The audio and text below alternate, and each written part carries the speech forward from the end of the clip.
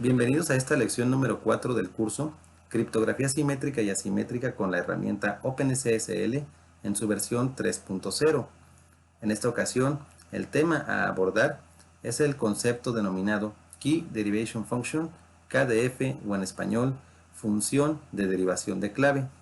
Aquí les dejo mi correo por si quieren hacerme alguna consulta, la página de los cursos gambitoti.savionet.com, el blog de contenido gambitoti.com y una segunda página donde también tenemos cursos, sistemasxti.com, y aquí nuestros datos de contacto vía WhatsApp.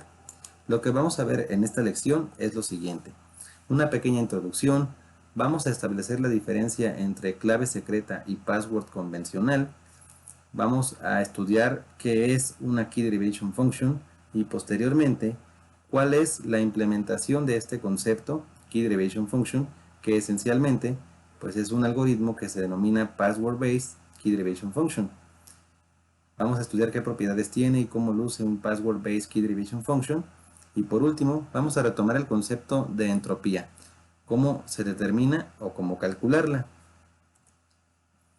Con lo que hemos visto hasta ahora, se ha establecido que los algoritmos de cifrado simétrico tienen por característica que no pueden cifrar datos a partir de un password o una passphrase convencional.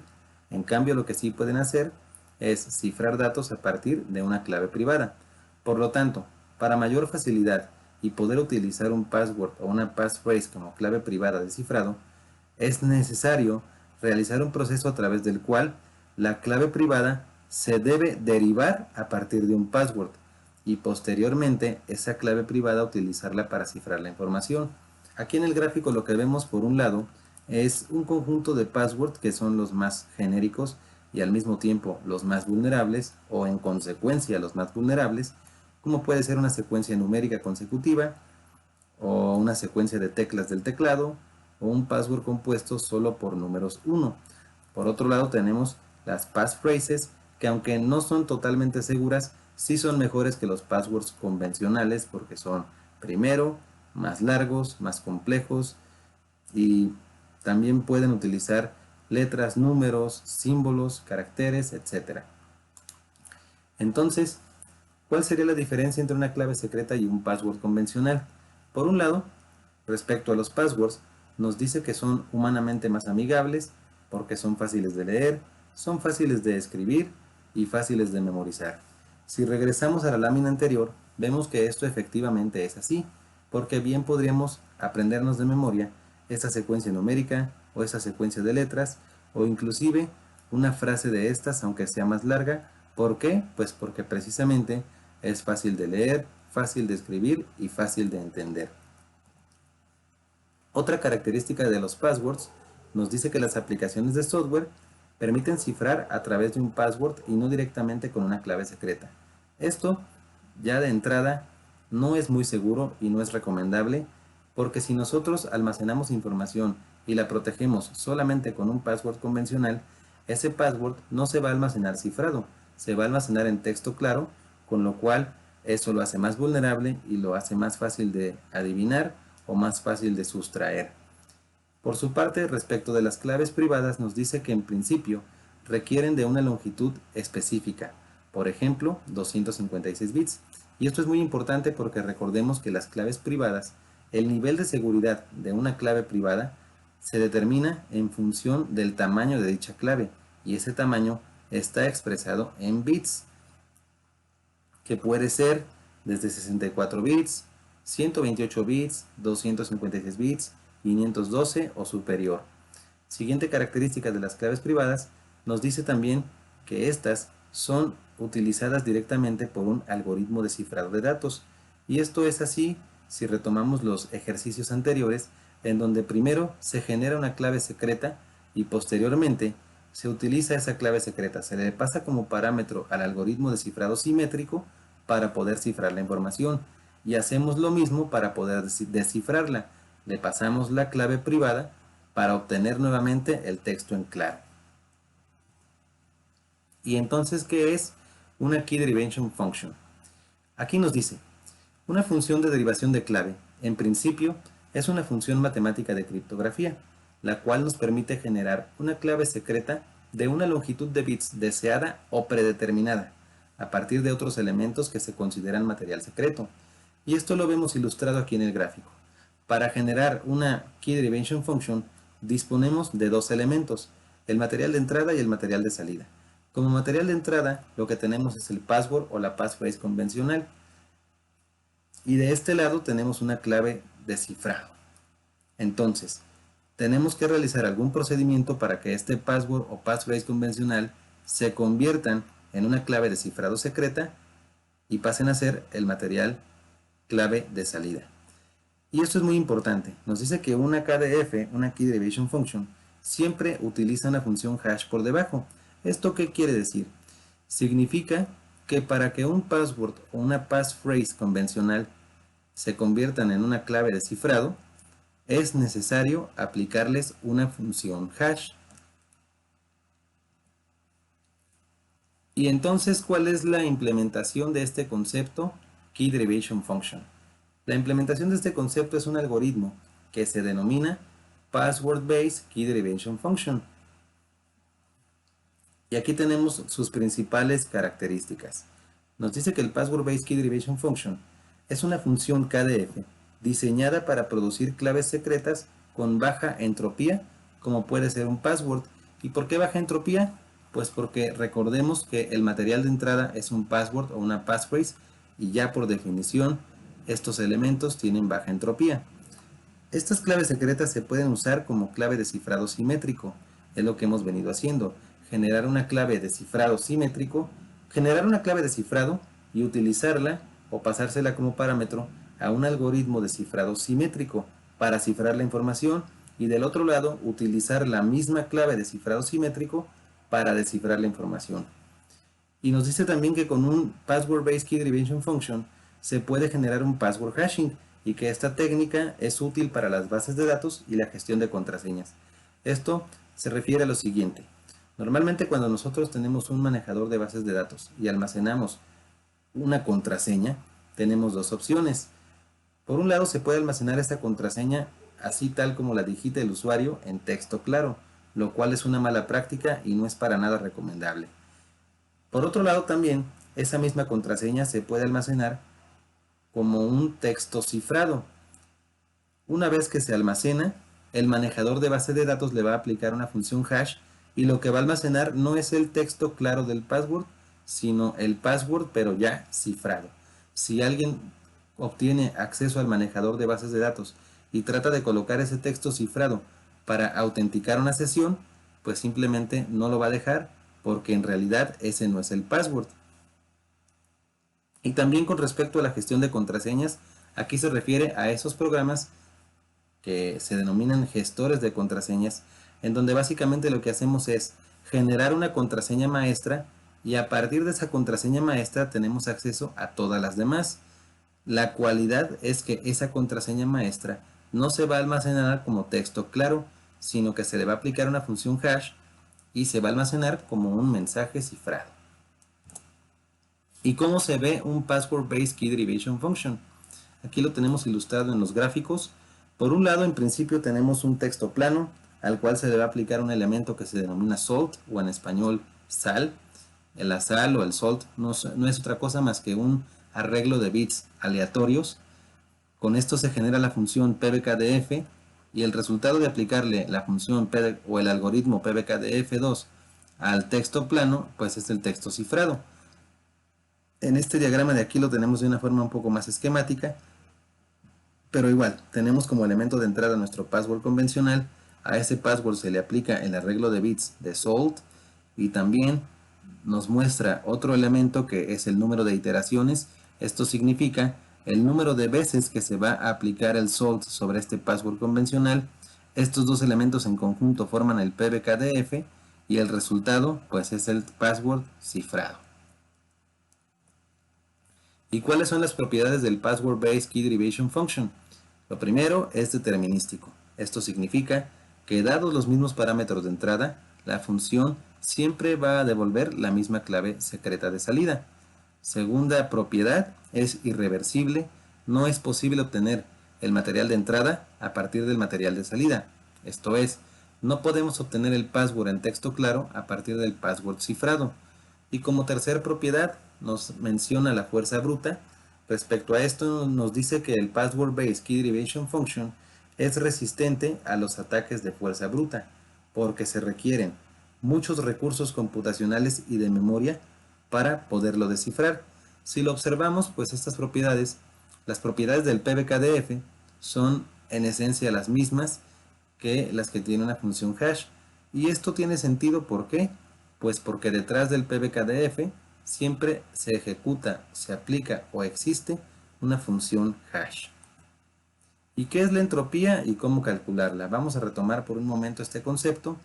La entropía nos habla respecto a que es una característica de aleatoriedad. Aleatoriedad también se refiere a combinatoria.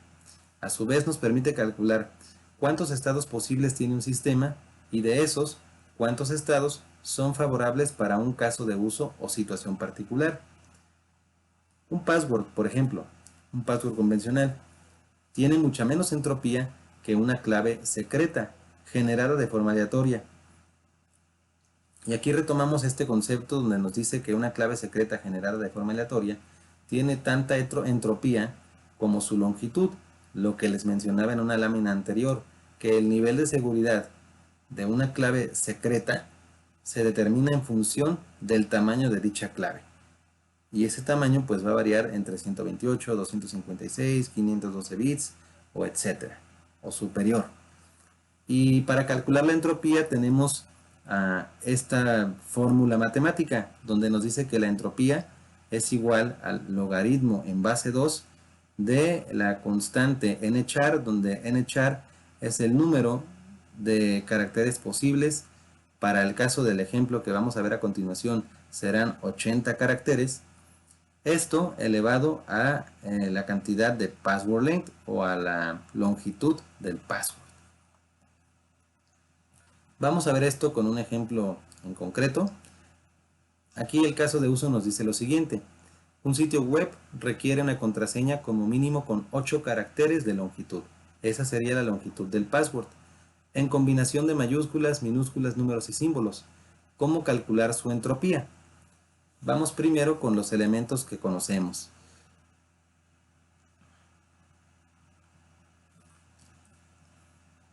El número de caracteres posible para este caso nos dice que serían 80.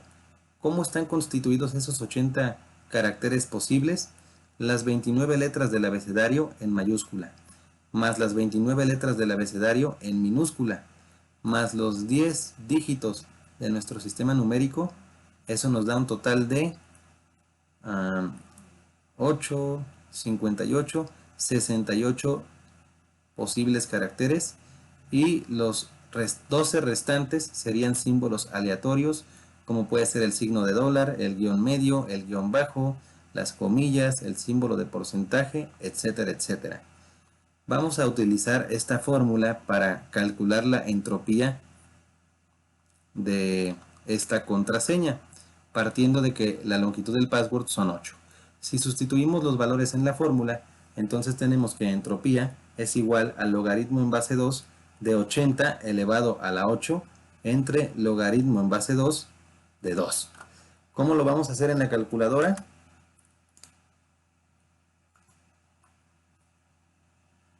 A ver, aquí se abrió el Skype, no lo necesitamos. Vamos a abrir la calculadora. Y lo primero que vamos a calcular es 80 elevado a la 8. Esto nos da este resultado, 1.677.000, etcétera, etcétera, que es este valor de aquí. Aquí lo tenemos. Y ahora vamos a calcular el logaritmo en base 2. Para hacer esto, vamos a hacer 2 logaritmo. Y nos da este resultado, 0.301, etcétera, etcétera, que es lo que tenemos aquí. Ahora vamos a calcular el logaritmo base 2 de esta cantidad, que es 80 elevado a la 8.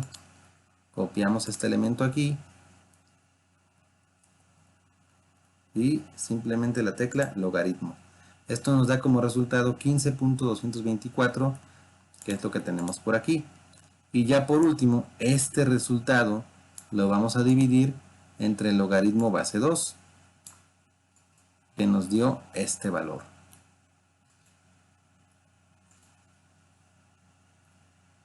Entre esto. Y el resultado nos da una entropía de 50.575, que es lo que tenemos por aquí. Y esto es expresado en bits. Esta sería la entropía de la contraseña, que consta de 8 caracteres con una combinación de mayúsculas, números, minúsculas y símbolos, aplicando la fórmula para calcular la entropía. Y bien, con eso damos por terminada esta lección. Lo siguiente es que vamos a hacer un ejercicio práctico donde se puede ilustrar cómo se puede generar un Key Derivation Function a partir de un password convencional. Como siempre les digo, si el contenido del video y el contenido del canal en general les parece bueno y les aporta valor, les agradezco mucho que consideren suscribirse al canal y con mucho gusto seguiré creando contenido para todos ustedes. No olviden visitar las páginas o mandarnos correo, mandarnos mensaje por si tienen algún comentario, alguna aclaración o algo que nos quieran consultar. Saludos y hasta la próxima. Vamos a comenzar con la práctica correspondiente a la lección número 4 con respecto al tema Key Derivation Function. Esta práctica va a estar dividida en dos partes. La primera parte, lo que vamos a realizar es que vamos a derivar una clave privada a partir de un password convencional. Y como segunda parte, vamos a tomar esa clave privada derivada, vamos a generar una función HMAC y esa función HMAC que se generó a partir de la clave derivada, la vamos a aplicar sobre un mensaje en claro para poder verificar la integridad y autenticidad de dicho mensaje. Entonces, vamos a comenzar. Aquí nos dice que debemos derivar una clave a partir de un password a través de la línea de comandos. Y para ello, vamos a utilizar el subcomando KDF de la herramienta OpenSSL. Y como paso previo a la derivación de la clave, debemos generar un arreglo de bits, un arreglo de 128 bits que representa nuestro valor SOUT o SAL. Entonces, para generar el valor de SAL, utilizamos la siguiente instrucción: OpenSSL rand -x16. ¿De dónde sale el 16? Pues es el resultado de dividir los 128 bits que queremos obtener del valor SAL entre 8, que es el tamaño de bloque. Eso nos da como resultado el 16. Entonces, lo generamos aquí y nos devuelve esta cadena. Esta cadena la copiamos y la vamos a reemplazar aquí.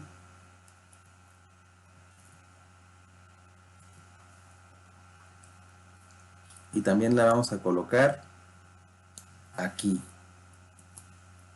Ahora, lo siguiente nos dice: proceda a generar una llave de 256 bits a la medida para cifrado simétrico.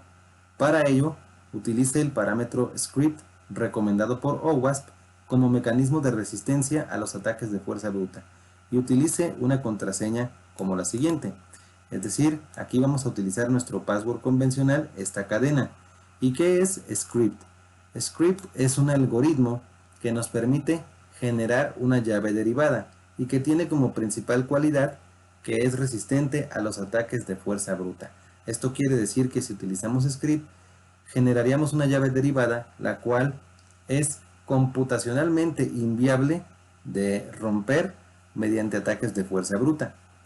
Ahora sí, procedemos a derivar la llave. Para ello utilizamos la siguiente instrucción: OpenSSL KDF. Y enseguida, -keylen, longitud de la clave 32 bits,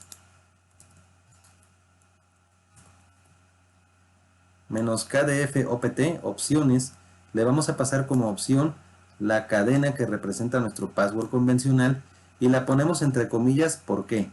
porque para que no interprete esta parte, el pass 2 puntos, como parte de la contraseña. Pass 2 puntos es parte del parámetro y la contraseña es esta parte de aquí. Por eso la ponemos todo entre comillas.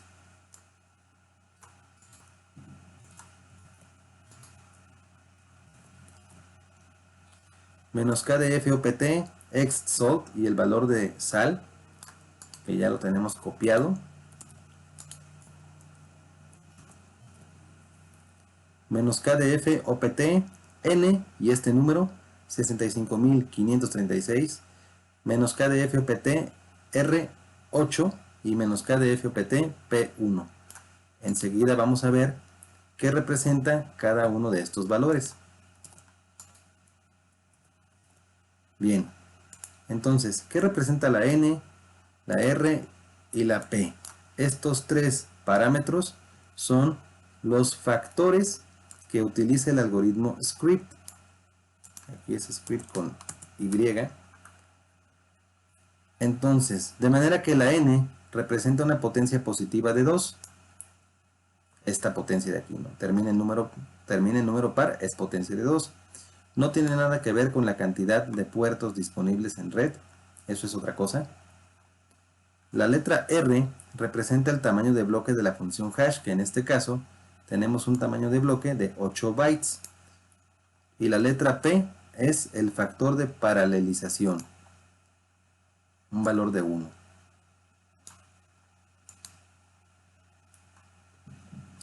Además, este valor de n, la potencia de 2, representa también el número de iteraciones que va a realizar el algoritmo, es decir, el número de veces que va a generar el valor de salt. Y tiene que ser, como recomendación, siempre mayor de 5000.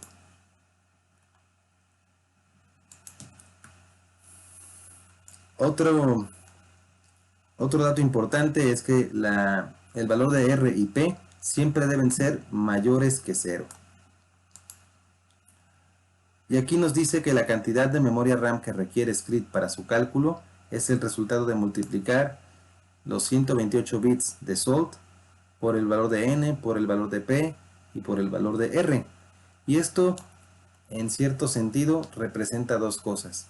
Por un lado, el script, valga la redundancia, busca que o pretende ser útil o que se pueda utilizar en computadoras con bajos recursos, específicamente bajos recursos de memoria RAM, pero al mismo tiempo pretende generar una llave derivada que sea suficientemente robusta, con lo cual esa llave sea computacionalmente inviable de romper mediante ataques de fuerza bruta. Bien, entonces ya para terminar con la instrucción, ejecutamos el comando script. Y ahí está. Este valor es nuestra llave derivada a partir de un password. Lo vamos a copiar aquí. Hasta aquí hemos generado la llave derivada. Ahora vamos a pasar a la segunda parte, en donde la vamos a utilizar para generar una función HMAC, aplicarla sobre un mensaje en claro, después verificar el valor de la función HMAC y con ello asegurarnos de que el mensaje en claro tiene integridad y autenticidad. Para ello vamos a retomar en parte el ejercicio de la lección anterior. Lo primero que nos dice es que debemos generar nuestro archivo con números aleatorios hasta el 20.000. Y en lugar de que se llame prueba HMAC, se va a llamar prueba KDF.txt. Este va a ser nuestro mensaje en claro.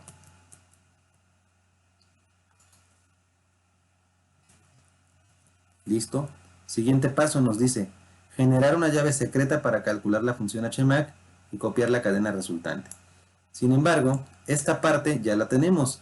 En lugar de ejecutar esta instrucción, simplemente lo que vamos a hacer es que vamos a borrar aquí y en su lugar vamos a colocar esta que es nuestra clave privada derivada. La pegamos aquí. Después también la pegamos por aquí y después la vamos a pegar aquí para hacer la comprobación. Entonces, este paso número 2 ya lo tenemos, ya no lo vamos a ejecutar. Nos vamos directamente al paso número 3, que nos dice calcular la función HMAC utilizando la clave secreta. Y para ello, ejecutamos la siguiente instrucción: OpenSSL digest -SHA-256, que es nuestro algoritmo de cifrado simétrico. Le pasamos el parámetro MAC. Queremos generar una función de tipo HMAC porque está basada en un hash.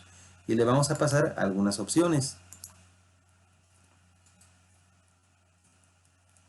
La primera opción que le vamos a pasar es XK y el valor de la clave secreta derivada.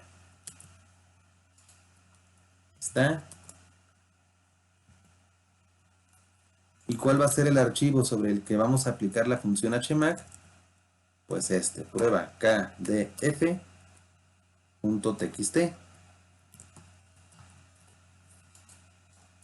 ¿Listo? Y aquí nos dice HMAC SHA2-256 para el archivo prueba kdf.txt y nos da como resultado esta cadena. Esta es nuestra función HMAC que la generamos a partir de una llave derivada, que es esta de aquí. Para terminar con el ejercicio, lo que vamos a hacer es comprobar esta función HMAC.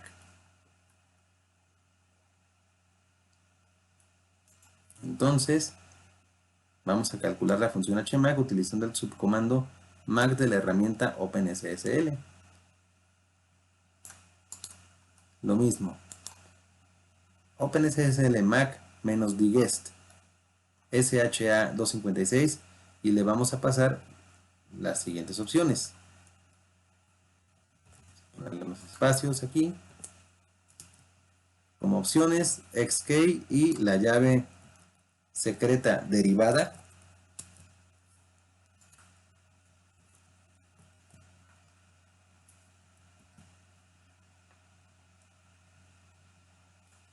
Después -in, ¿cuál va a ser nuestro archivo de entrada?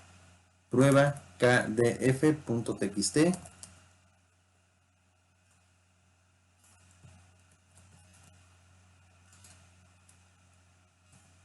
Y para terminar de ejecutar la instrucción, ejecutamos el comando hmac. Y aquí está. Vamos a verificar si esta cadena coincide con la que nos arrojó el valor de la función hmac. Nos dice que termina en 80D3CEFE. Si vemos por aquí, 80D3CEFE. Con esto garantizamos que el archivo prueba kdf.txt es íntegro y que también es auténtico. ¿Y en dónde estriba el beneficio o la mayor seguridad? Pues estriba en que esta, que es nuestra clave derivada, a partir de un password convencional, es más robusta que la clave privada derivada como el salt, que es este valor, porque está compuesta del valor de salt más la función HMAC. Con eso, esta que es nuestra clave derivada hace que nuestra seguridad sea más robusta. Y con eso pues ya hemos verificado que el mensaje en claro es íntegro y es auténtico, y podemos dar por concluida esta lección. Como ven, pues hemos ido asociando los temas que hemos visto en videos anteriores, y cada vez estamos viendo nuevos conceptos y nuevas técnicas para garantizar la seguridad. Como siempre les digo, si el contenido del video y el contenido del canal en general les parece bueno y les aporta valor, les agradezco mucho que consideren suscribirse al canal, y con mucho gusto seguiré creando contenido para todos ustedes. Aquí tienen el correo, se los recuerdo, la página de los cursos, la página del blog y una página más con cursos: sistemasxti.com, gambitoti.sabionet.com y gambitoti.com. También aquí están nuestros datos de contacto vía WhatsApp por si gustan hacernos alguna consulta. Muchas gracias, saludos y hasta la próxima.